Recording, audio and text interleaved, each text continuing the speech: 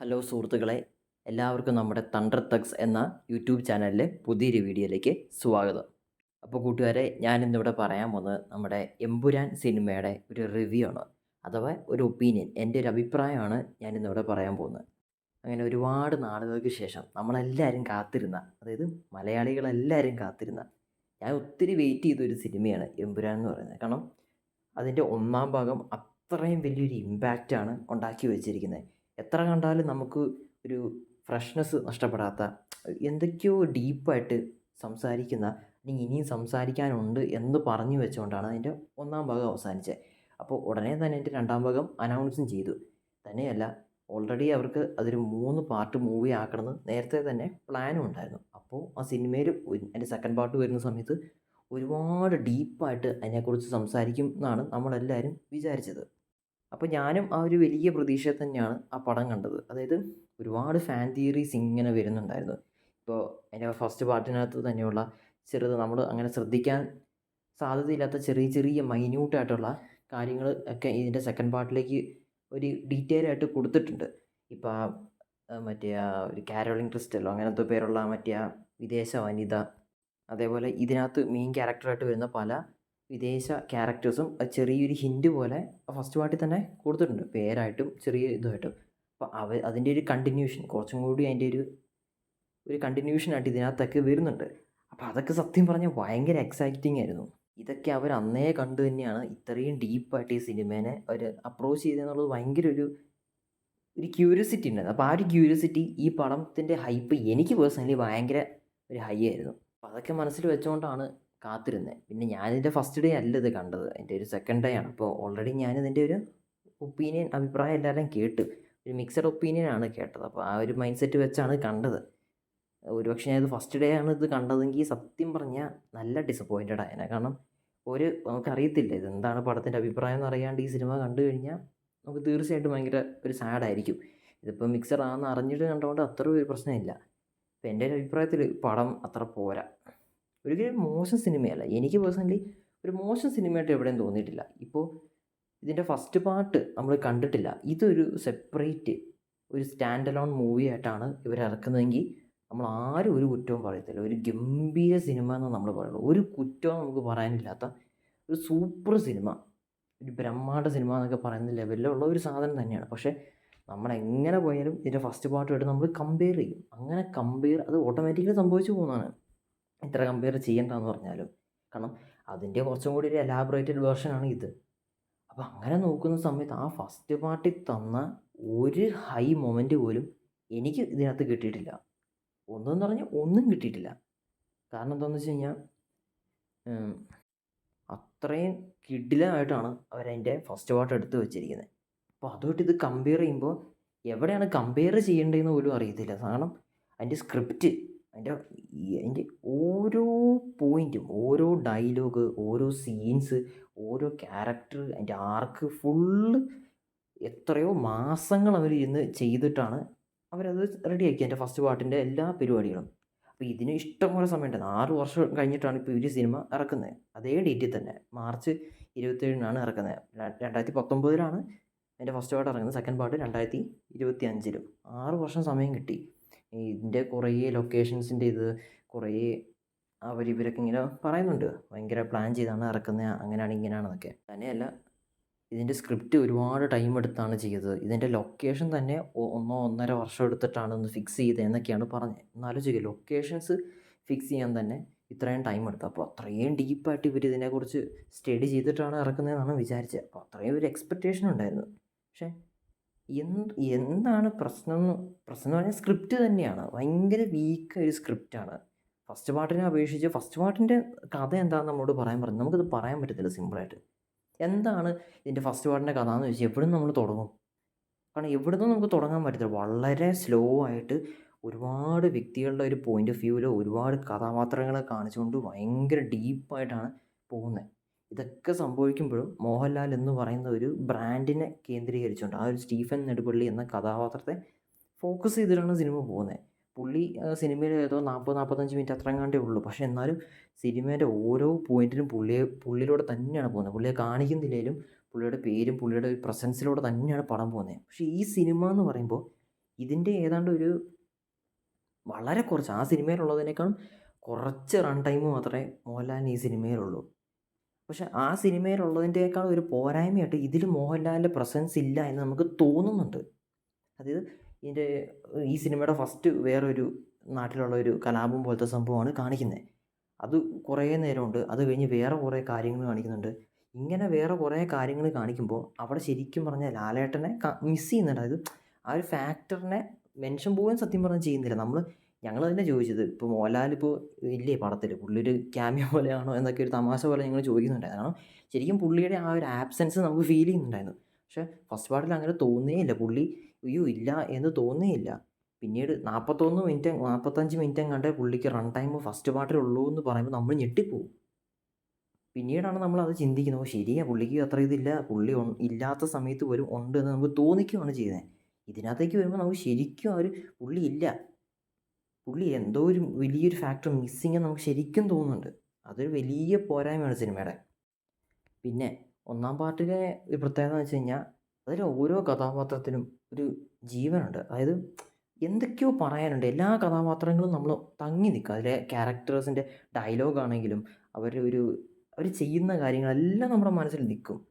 ഇപ്പോൾ അതിൽ ടൊവിനോ, പൃഥ്വിരാജ്, ഇന്ദ്രജിത്ത്, മോഹൻലാൽ, മഞ്ജു വാര്യർ ഇവരല്ലാണ്ട് ചെറുതും വലുതുമായിട്ടുള്ള എല്ലാ ക്യാരക്ടേഴ്സിനും എന്തെങ്കിലുമൊക്കെ ചെയ്യാനുണ്ട്. പെട്ടെന്ന് നമ്മുടെ മനസ്സിൽ തങ്ങി നിൽക്കും. എന്നാൽ ഇതിലേക്ക് വരുന്ന സമയത്ത് ആർക്കും സത്യം പറഞ്ഞാൽ ഒന്നും ചെയ്യാനില്ല. ഇതിൽ മെയിൻ ക്യാരക്ടേഴ്സിന് പോലും സത്യം പറഞ്ഞാൽ ഒരു ഇമ്പാക്റ്റും ഉണ്ടാക്കാൻ പറ്റുന്നില്ല. ലാലേട്ടന് പോലും സത്യം പറഞ്ഞാൽ ഇത് അങ്ങനത്തെ ഒരു പടം ആയതുകൊണ്ട് കുറേ മാസ് സീൻസ് കയറ്റി വെച്ചത് കൊണ്ട് മാത്രം എന്തെങ്കിലുമൊക്കെ ചെയ്യാൻ പറ്റി. അതല്ലാണ്ട് വേറെ ഒന്നും ഇതിനകത്ത് സത്യം പറഞ്ഞില്ല. ഭയങ്കര ഡിസപ്പോയിൻ. ഒരു മോശം സിനിമയല്ല, പക്ഷെ എന്നാലും ഒരു സാറ്റിസ്ഫാക്ഷൻ നമുക്ക് കിട്ടില്ല. ഇപ്പോൾ ഒന്നാമത്തെ സിനിമയെ നോക്കുകയാണെങ്കിൽ ടോവിനോയ്ക്ക് നല്ലൊരു ഇതുണ്ട്, ഒരു ഇമ്പാക്റ്റ്, നല്ല ഡയലോഗും കാര്യങ്ങളും. ഇതിനകത്തേക്ക് വരുമ്പോൾ കുഴപ്പമില്ല എന്ന് പറയാനല്ലാണ്ട് വേറൊന്നുമില്ല. പിന്നെ മഞ്ജു വാര്യറിന് ഇതിനകത്ത് അത്യാവശ്യം ലാസ്റ്റിലേക്ക് വരുമ്പോൾ നല്ലൊരു ആർക്ക് വന്നിട്ടുണ്ട്. ആ ക്യാരക്ടർ ഡെവലപ്പ് ചെയ്ത് എത്തി നിൽക്കുന്ന ഒരു സ്റ്റേജ് അടിപൊളിയായിരുന്നു. അത് എനിക്കിഷ്ടപ്പെട്ടു. മഞ്ജു ചേച്ചിയുടെ ക്യാരക്ടർ ഇതിനകത്ത് സെക്കൻഡ് പാർട്ടിൽ അടിപൊളിയായിരുന്നു. ബാക്കിയുള്ള ഒരു ക്യാരക്ടേഴ്സ് സത്യം പറഞ്ഞാൽ ഒന്നും പ്രത്യേകിച്ച് ചെയ്യാനില്ല. ഇപ്പോൾ ബൈജു ചേട്ടൻ കുഴപ്പമില്ലായിരുന്നു. ഒരുപാടൊന്നും ഇല്ലെങ്കിലും പുള്ളിയുടെ ഒരു പ്രസൻസ് കൊണ്ട് ഒരു തഗ് പോലത്തെ പുള്ളിക്ക് ഒരു തഗ് പോലെ ഉണ്ടല്ലോ, അതൊക്കെ നൈസായിരുന്നു.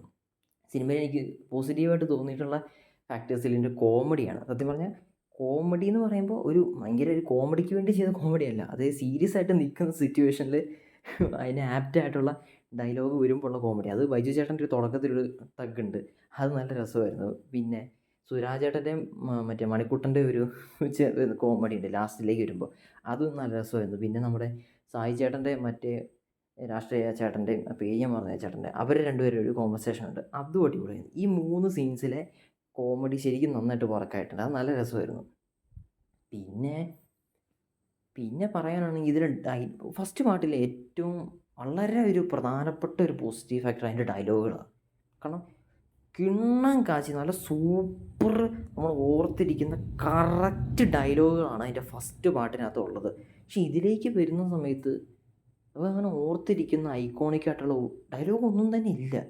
പിന്നെ ഉള്ളതെന്ന് പറയുന്നത് തന്നെ ഫസ്റ്റ് പാട്ടിൻ്റെ തന്നെ വേറൊരു രീതിയിലുള്ള ഒരു ഡയലോഗുകളൊക്കെയാണ്. ഇപ്പോൾ തൻ്റെ തന്തയല്ല എൻ്റെ തന്ത എന്നൊക്കെ പറഞ്ഞതിൻ്റെ അതിൻ്റെ വേറൊരു ടൈപ്പ് പോലെയൊക്കെയാണ്. ഓർത്തിരിക്കുന്ന ഒരു ഡയലോഗും ഇല്ല, ഓർത്തിരിക്കുന്ന സീനും ഇല്ല. അതുപോലെ ഫൈറ്റ് സീൻ എന്നൊക്കെ പറഞ്ഞു കഴിഞ്ഞാൽ ഇതിൻ്റെ ആദ്യത്തെ ഒരു 1.5 മണിക്കൂർ ഒരു ഫൈറ്റ് സീനും ഇല്ല. എനിക്കൊന്ന് ഫസ്റ്റ് ഹാഫിൽ ഒന്നും തന്നെ വലിയൊക്കെ ഇല്ലയെന്നാണ് തോന്നുന്നത്. നമുക്കൊരു ഒരു ഗുമ്മ കിട്ടുന്ന ഒരു ഫൈറ്റ് സീനും ഇതിനകത്തില്ല. പിന്നെ വരുന്നത് മറ്റേ ആ കാട്ടിൽ വെച്ചൊരു ഫൈറ്റ് സീനുണ്ട്, ഒരു മഞ്ജു ചേച്ചി രക്ഷിക്കാൻ വരുന്നത്. അത് നല്ലൊരു ഇതായിരുന്നു. അത് തിയേറ്ററിൽ അത്യാവശ്യം ഇമ്പാക്റ്റ് ഉണ്ടായിരുന്നു. പക്ഷേ ഒരു പ്രശ്നം എന്താണെന്ന് വെച്ച് കഴിഞ്ഞാൽ ആ ഫൈറ്റ് ഒരു പ്ലേസ് ചെയ്ത രീതി ഒരു സുഖമില്ല. എനിക്ക് പേഴ്സണലി അത് അത്ര ഒരു കണക്റ്റ് ആയില്ല. കാരണം ഇപ്പോൾ ഫസ്റ്റ് പാർട്ടിനകത്താണെങ്കിൽ മറ്റേ കടവുള്ള പോലെ എന്നുള്ള മറ്റേ ആ ജീപ്പിൻ്റെ അവിടെയൊക്കെ വെച്ചിട്ടുള്ള അടിയില്ലേ, പാട്ടൊക്കെ ഇട്ടിട്ട് തമിഴ് പാട്ടൊക്കെ, അത് ഒരു സീൻ സാധനം. അത് കറക്റ്റ് പ്ലേസിങ് ആയിരുന്നു. നല്ല പാട്ട് വരുന്നു, നല്ല BGM, നല്ല ഫൈറ്റ്, എല്ലാം സെറ്റായിരുന്നു. പക്ഷേ ഇതിലേക്ക് വരുമ്പോൾ കൊറിയോഗ്രഫി കൊള്ളാം, ക്യാമറ വർക്ക്, അതിൻ്റെ ഒരു സിനിമാറ്റോഗ്രഫി ഒക്കെ അടിപൊളിയായിരുന്നു. പക്ഷേ പ്ലേസ് ചെയ്ത രീതി എനിക്ക് തീരെ ലൈക്കായില്ല. കാരണം നമ്മളൊരു സ്ഥിരം ഒരു മാസ് മസാല പടത്തിൽ കാണുന്ന പോലെ നായികയ്ക്ക് ഒരു പ്രശ്നം വരുന്നു, നായികനെ കൊല്ലാൻ വില്ലന്മാർ വരുന്നു, നായകൻ വന്ന് രക്ഷിക്കുന്നു. സെയിം പരിപാടി എനിക്കങ്ങനെ തോന്നിയത്. അത് തന്നെയല്ല, എന്തോ അത്ര ഒരു മുമ്പ് തോന്നിയില്ല. അത് ഭയങ്കര ഫോഴ്സ്ഡ് ആയിട്ട് തോന്നി. അതായത് ഇപ്പോൾ ഇവിടെ ഒരു ഫൈറ്റ് സീൻ വേണം, അങ്ങനെ എഴുതി ചേർത്തതുപോലെ. അത് അങ്ങനത്തെ ഒരു ഒരു നാച്ചുറാലിറ്റി ഇല്ല. ഒരു സിങ്ക് ചെയ്ത് വന്നൊരു സീൻ പോലെ അല്ല അത്. അതൊരു പ്രശ്നമാണ്. പിന്നെ അതിൽ ലോജിക്കലിയും കുറേ പ്രശ്നങ്ങളുണ്ട്. ഒരു ഇടിയൊക്കെ വെട്ടിയിട്ട് തീ കറക്റ്റ് ആ ഇടി ആ അവിടുത്തെ അവരുടെ ആ സ്ഥലത്ത് തന്നെ വെട്ടി അത് തീയായിട്ട് വരുന്നു. അതൊക്കെ ഒരു എന്തോ ഒരു തമിഴ് പടം പോലെ, ഒരു തെലുങ്ക് പടം പോലെയൊക്കെ തോന്നി. അതൊന്നും അത്ര ഒരു ഇമ്പാക്റ്റ് ഉള്ളതായിട്ട് തോന്നിയില്ല. പക്ഷേ ഫൈറ്റ് അടിപൊളിയായിരുന്നു. പിന്നെ പിന്നെ ആ പടത്തിൽ അധികം ഫൈറ്റൊന്നും ഇല്ലാത്തതുകൊണ്ട് തമ്മിൽ തൊമ്മെന്ന് പറയാൻ ഇത് തന്നെ ഉള്ളൂ വരയ്ക്ക്. പിന്നെ ക്ലൈമാക്സ് രാജുവേട്ടനും ലാലേട്ടനും കൂടിയാണ് അടി. നൈസാണോ ചോദിച്ചാൽ നൈസൊക്കെ തന്നെയാണ്. പക്ഷേ അതൊന്നും ഒരു ഇമ്പാക്റ്റ് ഇല്ല സത്യം പറഞ്ഞാൽ. എന്തോ അത് ഫൈറ്റിൻ്റെ പ്രശ്നമാണോ, അതോ അന്നേരമുള്ള ആ ബാക്ക്ഗ്രൗണ്ട് സ്കോറിൻ്റെ പ്രശ്നമാണോ, എന്തോ അതോ അത് ആ ഒരു എത്തി നിൽക്കുന്ന മൊമെൻറ്റ് നമുക്ക് കണക്റ്റ് ആവാത്തതാണോ, എനിക്ക് പേഴ്സണലി അത് വലിയ കാര്യമായിട്ടും തോന്നിയില്ല. കുഴപ്പമില്ല, കണ്ടിരിക്കാമെന്നല്ലാണ്ട് ഒന്നുമില്ല. മെയിൻ പ്രശ്നം ഇതിൻ്റെ കഥ ഒരു ടച്ചിങ് അല്ല. അതായത് നമ്മൾ പിടിച്ചിരുത്തുന്ന ഒരു കഥയല്ല. ഇതിലെ കഥാപാത്രങ്ങൾക്കൊന്നും ഒരു ജീവനില്ല. അതായത് എന്തോ ഒരു പ്ലാസ്റ്റിക് ലോകം. അതായത് നമ്മൾ സ്ഥിരം പല സിനിമയിലും കാണുന്ന പോലെ എന്തൊക്കെയോ നടക്കുന്നു, കുറേ അടി, കുറേ എന്തൊക്കെയോ പ്രശ്നങ്ങൾ, അങ്ങനെ ആരുടെയോ പ്രശ്നം പോലെ. അത് നമുക്ക് കണക്റ്റ് ആവുന്നില്ല. അതാണ് മെയിൻ പ്രശ്നം. കഥാപാത്രങ്ങൾ നമുക്ക് മനസ്സിലാവുന്നില്ല. ആ കഥ നമുക്ക് മനസ്സിലാവുന്നില്ല. മീൻസ് നമുക്ക് അങ്ങോട്ട് സ്വീകരിക്കാൻ പറ്റുന്നില്ല അവരെ. നമ്മളിന്ന് വിട്ട് നിൽക്കുക. അപ്പോൾ എന്തെങ്കിലും നടക്കട്ടെ എന്നൊരു മൈൻഡാണ് നമുക്ക്. ഇപ്പോൾ വില്ലൻ വില്ലൻ്റെ ഇൻട്രോ ഒക്കെ കൊള്ളായിരുന്നു. വില്ലൻ്റെ ആ ഒരു ഫസ്റ്റ് ഇൻട്രോ, ആ പുള്ളിയുടെ ആ എൻട്രിയൊക്കെ, BGM അതൊക്കെ സെറ്റായിരുന്നു. പക്ഷെ പിന്നീട് അങ്ങോട്ട് ആ വില്ലനെ എന്തിനോ വേണ്ടി കൊന്ന് ചുമ്മാടി കൊണ്ട് ചാവാൻ വേണ്ടി ഒരു വില്ലൻ എന്നുള്ള രീതിയിലേക്ക് മാറ്റിക്കണം. അതൊക്കെ കുറച്ചും കൂടി മറ്റേ ഫസ്റ്റ് പാർട്ടിലുള്ള പോലെ വിവേക് ഒബ്രോയിൻ്റെ ബോബി എന്ന ക്യാരക്ടർ പോലെ കുറച്ചും കൂടി ഒന്ന് സെറ്റാക്കി എടുത്തായിരുന്നെങ്കിൽ അതൊക്കെ നല്ല ക്യാരക്ടറായിരുന്നു. അതൊക്കെ എന്തോ പോലെ ആക്കി കളഞ്ഞു. അത് വില്ലന്മാരെ കൊന്നാലും അടിച്ചാലും നമുക്കൊരു പ്രശ്നമില്ല, അങ്ങനെ ഒരു മൈൻഡാണ് നമുക്ക്. പിന്നെ വേറൊരു കാര്യം എന്താണെന്ന് വെച്ച് കഴിഞ്ഞാൽ, സത്യം പറഞ്ഞാൽ നമ്മൾ ഈ സിനിമ കാണാൻ പോയത് അബ്രഹാം ഖുറേഷി ആരാണെന്ന് അറിയാൻ വേണ്ടി. അതായത് എൻ്റെ ഫസ്റ്റ് പാർട്ട് അവസാനിക്കുന്നത് സ്റ്റീഫന് വേറൊരു മുഖമുണ്ട്, വേറൊരു ലോകമുണ്ട്, വേറൊരു ഐഡൻറ്റിറ്റി ഉണ്ട്, അബ്രഹാം ഖുറേഷി. അപ്പോൾ അതാര് എന്ന് അറിയാൻ വേണ്ടിയിട്ടാണ് സത്യം പറഞ്ഞാൽ നമ്മൾ ഈ സിനിമ കാണാൻ, അല്ലേ? മറ്റേ പൃഥ്വിരാജും അങ്ങനെ തന്നെ പറഞ്ഞ് പുള്ളിയെ ഈ അബ്രഹാം ഖുറേഷി എന്ന ക്യാരക്ടറിനെയായിരിക്കും കൂടുതൽ ഫോക്കസ് ചെയ്യാമെന്നാണ് പുള്ളിയും പറഞ്ഞത്. അപ്പോൾ നമ്മളെല്ലാവരും അങ്ങനെ വിചാരിച്ചു, ഓക്കെ പുള്ളിയെ ഫോക്കസ് ചെയ്യും എല്ലാം എന്ന്. സത്യം പറഞ്ഞാൽ ഇതിൽ സത്യം പറഞ്ഞാൽ ആരാകഥയെ കാണിച്ചേ പൃഥ്വിരാജിൻ്റെ സയ്യിദ് മസൂദിൻ്റെ കഥയാണ് ഇതിനകത്ത് സത്യം പറഞ്ഞാൽ കാണിച്ചത്. പുള്ളിയുടെ ചെറുപ്പം, അന്നേരം ഉണ്ടാകുന്ന കുറേ പ്രശ്നങ്ങൾ, അങ്ങനെയാണ് ഈ വില്ലൻ വരുന്നത് തന്നെ. പിന്നെ ആ വില്ലനെ തീർക്കുന്നു, ഇത്രയല്ലേ ഉള്ളൂ. വേറെ അബ്രഹാം ഖുറേഷിൻ്റെ എന്താണ് കാണിച്ചിട്ടുള്ളത്? ഒന്നും കാണിച്ചിട്ടില്ല. ചുമ്മാ ഇറാഖിലുള്ള മറ്റെന്തോ ഒരു പഴയൊരു ബോംബിട്ട് പൊട്ടിയ സിറ്റി പോലത്തെ ഒരു സ്ഥലത്ത് വെച്ചിട്ട് എന്തോ കുറച്ച് കാണിക്കുന്നു. അതിന് എന്ത് ഇമ്പാക്റ്റുള്ള? എനിക്ക് ആ ലൊക്കേഷൻസ് ഇഷ്ടപ്പെട്ടു. ആ ഒരു മൊത്തം സെറ്റ്, ആ ഒരു ബിൽഡപ്പ് എനിക്ക് ഇഷ്ടപ്പെട്ടു. പക്ഷേ ഒരു കാര്യമില്ലാണ്ടായിപ്പോയി. ഒന്നുമില്ല. ഇപ്പോൾ ഒരു ഉദാഹരണം പറയുകയാണെങ്കിൽ, എനിക്ക് പേഴ്സണലി കുറേ ഹിന്ദി പടങ്ങളുണ്ട്. പേരിപ്പോൾ തൽക്കാലം പറയുന്നില്ല, അല്ലെങ്കിൽ പറയാം. പത്താൻ എന്ന് പറയുന്ന സിനിമ കുറേ പേർക്ക് അത് ഭയങ്കര ഇഷ്ടമായ സിനിമയാണ്. പക്ഷേ എനിക്ക് പേഴ്സണലി അത്ര ലൈക്കായ പടമൊന്നുമല്ല. കുറേ വെടിയും പോകുകയുണ്ടെന്നല്ലാണ്ട് വേറെ ഒന്നും ഇതിനകത്തില്ല. അതേപോലെ തന്നെ ഇതിനകത്തും കുറേ ഉണ്ട്. അതിൽ ചിലത് കണക്റ്റ് ആവും, ചിലതൊന്നും നമുക്ക് കണക്റ്റ് ആവില്ല. അതുപോലെ പല കഥാപാത്രങ്ങളെ എന്തിനാണ് കൊണ്ടുവന്നതെന്ന് തോന്നിപ്പോയി. ഇപ്പോൾ ഗെയിം ഓഫ് ത്രോൺസിനകത്തുള്ള ആ ക്യാരക്ടർ, അയാളെന്തിനാണ് കൊണ്ടുവന്നത്? ഒരു കഥാപാത്രത്തിന് ആർക്കില്ല. ഈ വിദേശത്തുനിന്ന് കൊണ്ടുവന്ന കുറേ ക്യാരക്ടേഴ്സ് ഉണ്ടല്ലോ, അവർക്കൊന്നും ഒരു ഡെപ്ത് ഇല്ലെന്നേ. അതാണ് മെയിൻ പ്രശ്നം. ഇപ്പോൾ കബൂഗ എന്ന് പറയുന്നൊരു ക്യാരക്ടറുണ്ട്. ആ പേര് സത്യം പറഞ്ഞാൽ ഇതിൻ്റെ ഫസ്റ്റ് പാർട്ടിൻ്റെ ലാസ്റ്റ് പറയുന്നുണ്ട്. മറ്റേ ആ വില്ലൻ ഫോൺ വിളിച്ചിട്ട് തും കോൻ ഹേ ഹൂ, സമക ബേട്ട ഹേ ദാവൂദ് ഹേ കബൂഗ ഹേ എന്നൊക്കെ ചോദിക്കുന്നുണ്ട്. ആ കബൂഗ. അപ്പോൾ ഇവർ ഫസ്റ്റ് പാർട്ട് ചെയ്യുമ്പോൾ തന്നെ ആ ഒരു വില്ലനെ ഇവർ മനസ്സിൽ കണ്ടിട്ടുണ്ട്, ഇങ്ങനെ ഒരു വില്ലൻ സെക്കൻഡ് പാർട്ടിൽ കൊണ്ടുവരണത്. ഓക്കെ, അങ്ങനെയാണെങ്കിൽ അത്രയും നല്ലൊരു ആർക്ക് കൊടുക്കണ്ടേ ആ വില്ലനെ? അങ്ങനെയല്ലേ ചെയ്യേണ്ടത്? ഇതിപ്പോൾ ഫസ്റ്റ് പാർട്ട് ജയിച്ചു, അപ്പോൾ സെക്കൻഡ് പാർട്ടിൽ വില്ലൻ വേണ്ടേ? അങ്ങനെ കൊണ്ടുവന്നതല്ലേ. ഇവർ ഓൾറെഡി ഇവരുടെ മനസ്സിലുണ്ട് അങ്ങനെ ഒരു വില്ലൻ കഥാപാത്രം. അങ്ങനെയാണെങ്കിൽ അതിന് ഡെപ്ത് കൊടുക്കണം. ഇത് ചുമ്മാ വലിയ ബിൽഡപ്പൊക്കെ കാണിച്ച് ചുമ്മാ നമ്മൾ ഈ സിംഗം സിനിമയിലൊക്കെ കാണുന്ന പോലത്തെ ഒരു ഒരു ആഫ്രിക്കൻ വില്ലൻ, അയാൾ വന്നിട്ട് എന്തൊക്കെയോ കുറേ കാണിക്കുന്നു, വെടി കൊണ്ട് ചാവുന്നു, അങ്ങനത്തെ ഒരു ഇതായിപ്പോയി. ഒരു ഡെപ്തും ഇല്ലാണ്ടായിപ്പോയി. പിന്നെ ഏറ്റവും വലിയ കോമഡി ആ തിരിഞ്ഞു നിൽക്കുന്ന കാര്യം. അയ്യോ അത് ഭയങ്കര ഒരു ഇതായിരുന്നു. കാരണം ആൾക്കാർക്ക് ഇത്ര ഹൈപ്പ് ഉണ്ടാവുമെന്ന് എനിക്ക് വലിയ ഹൈപ്പൊന്നും ഇല്ലായിരുന്നു. കാരണം ആര് തിരിഞ്ഞു നിന്നാലും ഇപ്പം എന്ത്, അമീർ ഖാൻ ആണോ എന്ന് മാത്രം എനിക്കൊരു ഇതുണ്ടായിരുന്നു. അമീർ ഖാൻ ആണെങ്കിൽ ഒരു രസം ഉണ്ടായിരുന്നു. പക്ഷേ ഇതേതോ ചൈനക്കാരൻ. ഓക്കെ, ചൈനക്കാരനെങ്കിൽ ചൈനക്കാരൻ, അത് ആരാണിത്? അയാളെ കാണിച്ചത് തന്നെ ഒരു വലിയൊരു ഇതായിട്ടൊന്നുമല്ല. ലാസ്റ്റ് ചുമ്മാ ഒരു ടൈലൻറ്റ് പോലെ കാണിച്ച് അയാൾ ആരാന്ന് പോലും എനിക്കറിയത്തില്ല. ഇപ്പോൾ കുറേ പേര് സോഷ്യൽ മീഡിയയിൽ ഇന്ന ആളാന്നൊക്കെ പറയുന്നുണ്ട്. എനിക്കറിയത്തില്ല. അയാളുടെ സിനിമയും ഞാൻ കണ്ടിട്ടില്ല. അങ്ങനെ അധികം കേട്ടിട്ടുമില്ല. ഇപ്പം കേട്ട കുറേ റൂമേഴ്സ് ആമീർ ഖാനാന്ന് കേട്ടിട്ടുണ്ട്. മറ്റേ കൊറിയയിലുള്ള ഡോൺലി അയാളുടെയൊക്കെ ഞാൻ കുറേ കേട്ടു. അയാളൊക്കെയാണെങ്കിൽ പിന്നെയും ഒരു ഇമ്പാക്റ്റ് ഉണ്ട്. ഇതാരാന്ന് പോലും മനസ്സിലാവുന്നില്ല. ആരോ എന്തോ ഒരു പരിചയമില്ലാത്തൊരു പുള്ളിക്കാരൻ വന്നിട്ട് വലിയ മാസ് കാണിച്ച് മാസമൊന്നുമല്ല ചുമ്മാ എന്തോ പറഞ്ഞ് ഒരു ഇമ്പാക്റ്റ് ഇല്ല അതിനൊന്നും. അപ്പം അങ്ങനെയൊക്കെയാണ്. ഞാൻ അവസാനമായിട്ട് ഒന്നുകൂടി പറയുകയാണ്, സിനിമ മൊത്തത്തിൽ എങ്ങനെയുണ്ടെന്ന് വെച്ചാൽ ഒരു നല്ല സിനിമ തന്നെയാണ്. മോശം സിനിമ എന്ന് ഒരിക്കലും പറയാൻ പറ്റത്തില്ല. പക്ഷേ ഫസ്റ്റ് പാർട്ടുമായിട്ട് കമ്പയർ ചെയ്യുമ്പോഴാണ് പ്രശ്നം വരുന്നത്. കാരണം അത് അത്രയും വലിയ ലെവലിൽ അതിൻ്റെ script, dialogue, characters, music, BGM, fight, mass എല്ലാം അത്രയും തന്നിട്ട് അതിൻ്റെ അത്രയും വരുന്നില്ല. ഒന്നും ഒരു കാര്യം വരുന്നില്ല. അതിനകത്തുള്ള പല കഥാപാത്രങ്ങളും വെറുതെ ഇങ്ങനെ കാണിച്ച് അതിനകത്തുണ്ടല്ലോ, അപ്പോൾ ഇതിനകത്ത് ചുമ്മാ കാണിക്കണമല്ലോ എന്ന് ഓർത്ത് വെറുതെ കാണിച്ച് പോകുന്നു എന്നല്ലാണ്ട് ഒരു കണക്ഷനും വരുന്നില്ല. പിന്നെ കുറേ പൈസ വെറുതെ കളഞ്ഞ പോലെ എനിക്ക് തോന്നിയിട്ടുണ്ട്. കാരണം വലിയ ഇമ്പാക്റ്റ് ഇല്ല. ഇപ്പോൾ കുറേ ഹെലികോപ്റ്റർ കാണിക്കുന്നുണ്ട്. എന്ത് കാര്യത്തിൽ എനിക്കറിയത്തില്ല. നമ്മൾ ചുമ്മാ കുറേ മിസൈല്, ബോംബ്, കത്തി അതിങ്ങനെ കാണിച്ചിട്ട് കാര്യമില്ല. അത് കാണിക്കുന്ന കാര്യം ഒരു ഇമ്പാക്റ്റ് വേണം. അതാണ് മെയിൻ. ഇപ്പോൾ ഒരു ഗൺ ഷോട്ട്, ഒരൊറ്റ ഗണ്ണ് കൊണ്ടുള്ള ഷോട്ടാണെങ്കിൽ അതിനൊരു ഇമ്പാക്റ്റ് വേണം. ഇപ്പോൾ മെമ്മറീസ് സിനിമയുടെ ക്ലൈമാക്സിൽ രാജുവേട്ടൻ ഷൂട്ട് ചെയ്യുന്നുണ്ട്. ഒരു ഗണ്ണ് വെച്ചിട്ടാണ് ഷൂട്ട് ചെയ്യുന്നത്. പക്ഷേ അതിൻ്റെ ഇമ്പാക്റ്റ് എന്താണ്? അതുപോലെ അനിമൽ സിനിമേൻ്റെ ലാസ്റ്റ് രൺബീർ കപൂറും മറ്റേ ബോബി ഡിയോളോ ആ പുള്ളി പേന അതിനെ ബോബി ഡിയോളോ അയാളുമായിട്ടുള്ള ഒരു ഫൈറ്റ്, അത് ഭയങ്കര ഗ്രൗണ്ടഡാണ്. പക്ഷെ അതിന് എന്തൊരു ഇമ്പാക്റ്റ് ആയിരുന്നു. അതേപോലെ ഇമ്പാക്റ്റാണ് വേണ്ടത്. അല്ലാണ്ട് ചുമ്മാ കുറേ ബോംബിട്ട് ഒരു 10,000 മിസൈൽ ഇട്ടിട്ട് ഒന്നൊരു കാര്യം ഇമ്പാക്റ്റ് വേണം. ആ ഒരു ഇമ്പാക്റ്റ് ഇത്രയും ഹെലികോപ്റ്ററും മണ്ടാലും ഇറക്കിയിട്ടൊന്നും ഒരു ഇമ്പാക്റ്റ് ഇല്ലായിരുന്നു. പിന്നെ വെറുതെ കുറേ ആൾക്കാരെ ഇങ്ങനെ ക്രൗഡ് വെച്ച് ആ ക്രൗഡിനെ ഒന്ന് യൂട്ടിലൈസ് ചെയ്ത പോലും എനിക്ക് തോന്നിയിട്ടില്ല. ഇപ്പോൾ ഫസ്റ്റ് പാർട്ടിലേക്ക് വരുന്ന സമയത്ത് ആ ടോവിനോൻ്റെ സ്പീച്ചിൻ്റെ സമയത്തൊക്കെ ആ ക്രൗഡിനെ കാണിക്കുമ്പോൾ എൻ്റെ അമ്മ എന്തോരം ആൾക്കാരാന്നൊക്കെ നമുക്കിങ്ങനെ തോന്നും. ഇത്രയും പേരോ, ഒരു മലയാള സിനിമയിൽ ഇത്രയും ജനങ്ങളോ? അപ്പോൾ ഞാൻ കണ്ടിട്ടില്ല ഇത്രയും ജനങ്ങളെ ഒന്നിച്ചൊരു സിനിമയിൽ കൂട്ടി വെച്ചേക്കുന്നത് മലയാളത്തിൽ. അതേപോലെ തന്നെ ആ ആശുപത്രിയിൽ കല്ലെറിഞ്ഞിട്ട് ആ ആൾക്കാരെ കാണിക്കുന്ന സീൻ, ആ ജനങ്ങൾ കൂടി നിൽക്കുന്ന സീൻ, അതൊക്കെ എന്തൊരു ഇമ്പാക്റ്റ് ആയിരുന്നു. ഇതിനകത്ത് അതിൻ്റെ ഡബിളുണ്ട്. 5000 പേരെ കണ്ടുണ്ട് ഈ സിനിമയ്ക്കകത്ത്. പക്ഷെ അതൊന്നും നമുക്ക് ഫീൽ ചെയ്യുന്നില്ല. ചുമ്മാ ഒരു സ്പീച്ച് നടക്കുമ്പോൾ ചുമ്മാ ഇങ്ങനെ കാണിച്ചു പോകുന്നതല്ലാണ്ട് ആ ക്രൗഡിൻ്റെ എണ്ണം പോലും അതിൻ്റെ ഒരു ഇമ്പാക്റ്റ് പോലും നമുക്ക് കിട്ടുന്നില്ല. അങ്ങനെ എന്തൊക്കെയോ ഉണ്ട്. തോക്കുണ്ട്, ബോംബുണ്ട്, ഹെലികോപ്റ്റർ ഉണ്ട്, അതുണ്ട്, ഇതുണ്ട്, മാസുണ്ട്, എല്ലാം ഉണ്ടെന്നല്ലാണ്ട് ഒരു ഇമ്പാക്റ്റ് ഇല്ല ഒന്നിനും. അതാണ് പറ്റിപ്പോയത്. എന്ത് പറ്റിയെന്ന് എനിക്കറിയില്ല. മെയിൻ പ്രശ്നം എന്താ വെച്ച് കഴിഞ്ഞാൽ സ്ക്രിപ്റ്റ് ഭയങ്കര വീക്കായിരുന്നു. പിന്നെ ക്യാരക്ടറൈസേഷനും ഭയങ്കര വീക്കായിരുന്നു. അബ്രാം ഖുറേഷിനെ ഒരു ഫോക്കസ് ചെയ്യുന്നതിന് പകരം സയ്യിദിൻ്റെ ക്യാരക്ടറിലേക്ക് പോയി. അത് ഭയങ്കര വലിയ മിസ്റ്റേക്കായിട്ടാണ് എനിക്ക് തോന്നിയത്. ഇപ്പോൾ അബ്രാമിൻ്റെ പുള്ളിയുടെ ആ സീക്രട്ട് ഇതിലേക്ക് തന്നെ പോകണം. ഇതിപ്പോൾ എന്താണ് ഫസ്റ്റ് പാർട്ടിൻ്റെ അത്രയും പോലും ഒന്നുമില്ല എന്ന് എനിക്ക് തോന്നുന്നു ഇതിനകത്ത്. എന്താ ഇതിനകത്തുള്ളത്?